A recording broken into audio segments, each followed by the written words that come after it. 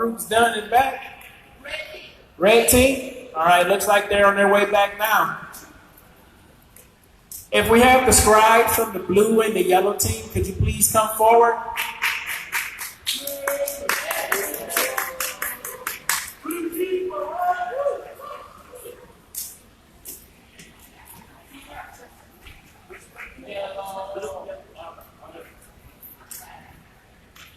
Red team, as you make your way back to your seats, can you please send your scribe forward, please?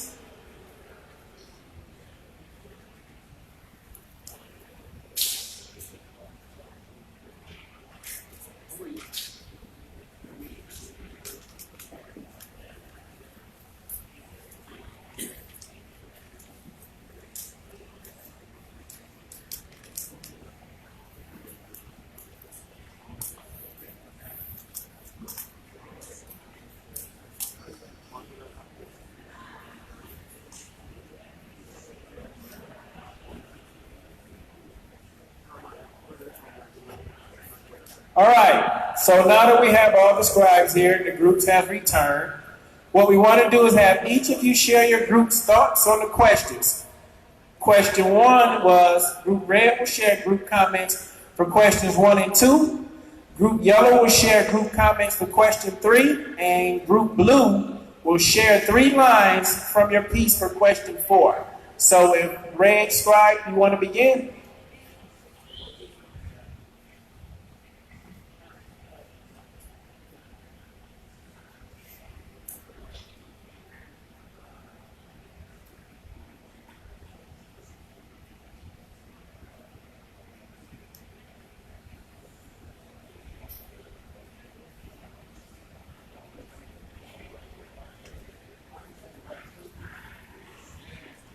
All right, so just a refresher of the questions that they had.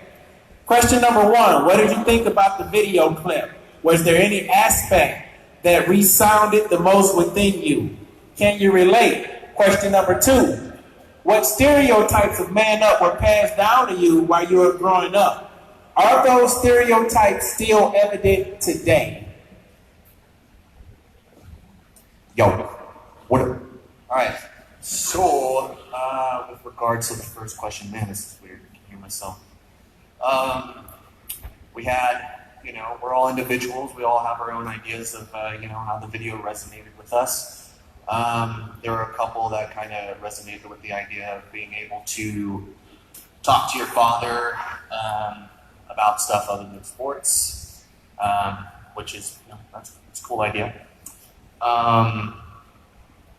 He seemed, I expressed that he was, pretty angry,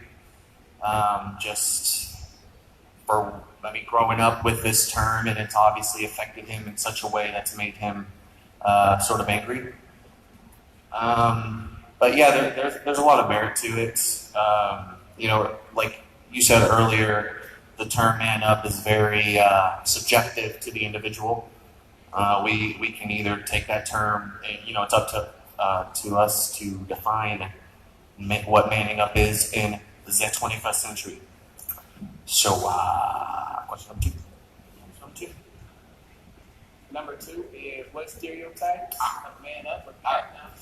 So, as for the stereotypes, I guess kind of the general consensus of our group was this individualistic kind of, you're the man of the house, you have the responsibility, go out, get a job, do your, that kind of thing that was passed down. Still pretty evident, I would say. And then one sentiment I wanted to kind of express, which I brought up to the group, was that, in the video, and a lot of the sentiment that I hear around about, being a man and manning up is they express it's like, you don't show your emotion, don't, it's not right to have emotion.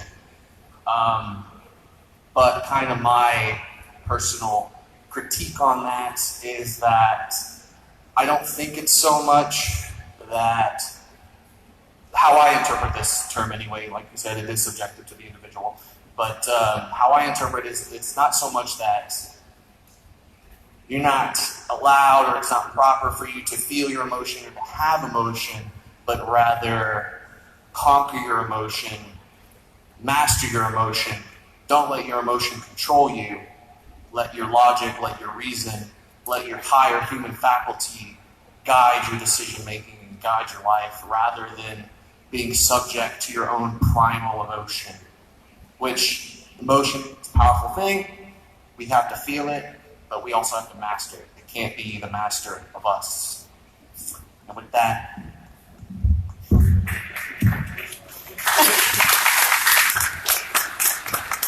Yellow group will share group comments from question number 3, which was, what ways do you want people to recognize you as a person, not specifically by gender type? Well, I gotta be honest with you. We didn't really answer that question. So what we did do is we had a free-flowing discussion about how we all felt about the video. And because our group was so diverse, we had a really great conversation.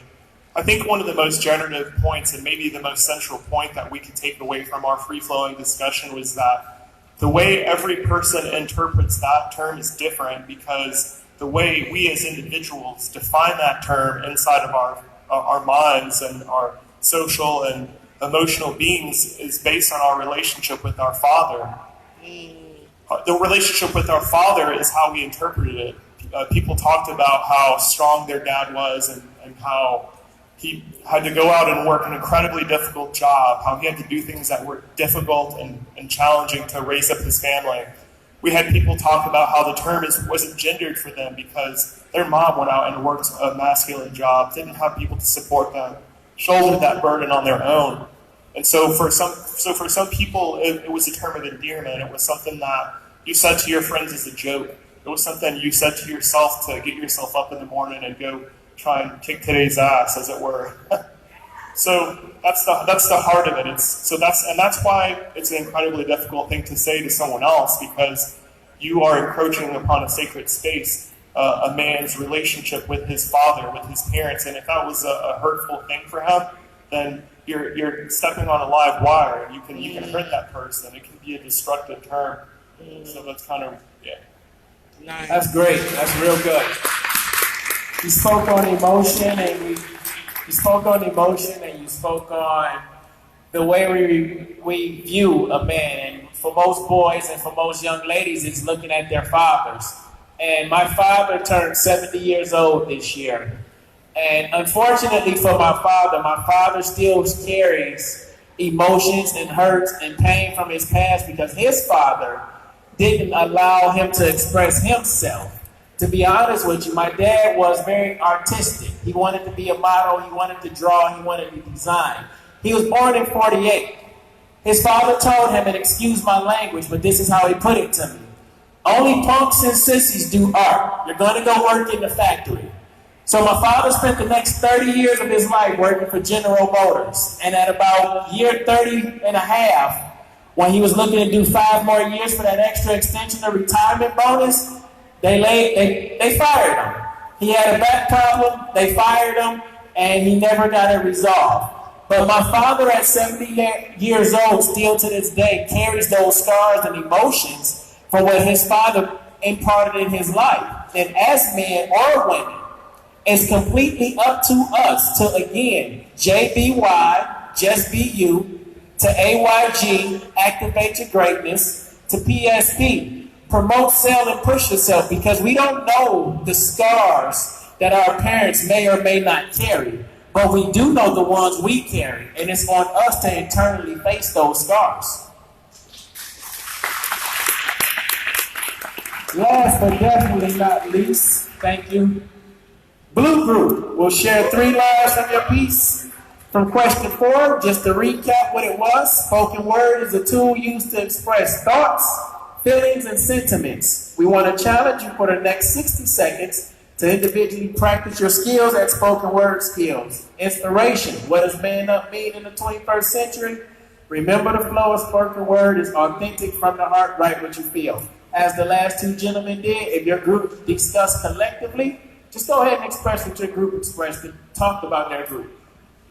Rock my house! Got you. Hello everyone, my name is Jesse Fraga. What we did based on that video, we just talked about is basically doing the right thing, always tell the truth. The golden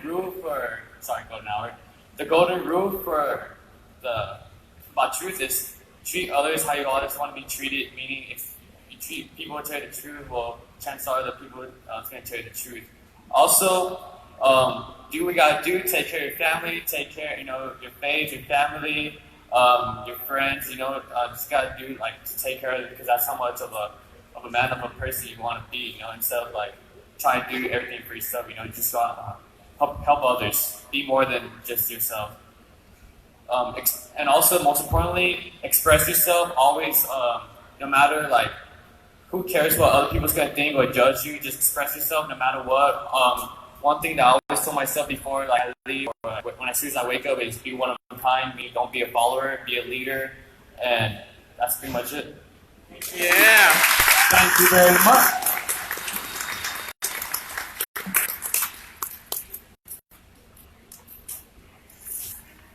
Would you please give a big round of applause for all the individual groups and the 3 squads?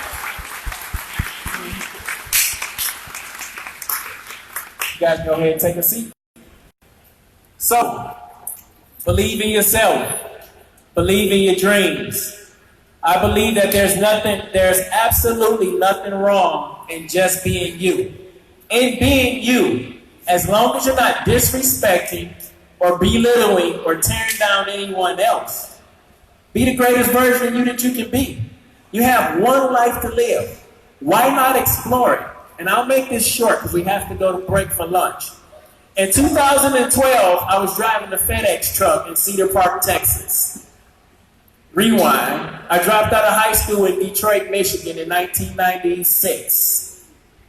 I went back to high school and I was doing well in classes. And my counselor told me, you're short of credits, you have to go to night school.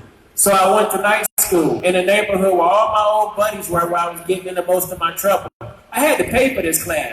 So what did? I quit. I was used to quit. I believe in myself.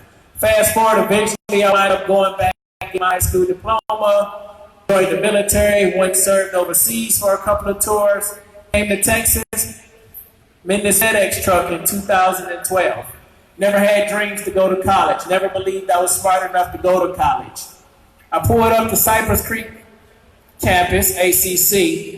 That particular day, I said, one day I'll take classes here and get an associate's degree. 6 years later, I'm attending classes at Austin Community College, Cypress Creek. Next year, I'll graduate with my associate's degree in communications. What will I do with that associate's degree? It's still yet to be determined. But it took me as a man to believe in myself that anything I put my mind to, regardless of the decisions that I made yesterday, 5 years ago, 10 years ago, regardless of the decision that my mother made when she walked out and left my father and I was raised by a single parent, regardless of the decision that my father made not to ever tell me he loved me or give me a hug because that wasn't a man, regardless of the decisions that society cast upon me and my environment, growing up in Detroit, Michigan, this was my life. I was going to take charge of it, and I'm going to live it the best way I know how. Don't ever be afraid to step into your greatness. At this time, we will take a 5-minute bathroom break, and we can proceed right into lunch that's set up. For the students with dietary restrictions, please allow them to proceed to the front of the line so they can get the meals that they need for their diet. Thank you. And one quick announcement before y'all go for lunch. All ACC staff or faculty that's present, please allow students to get their lunch first. Students, if you want to get seconds after your first plate, please wait until everyone has gotten the opportunity to eat. Once you go up to the food line, please show them your name tag, and that is how you will get food. If you don't have a name tag, please proceed to the check-in table so that you can get one. Thank you.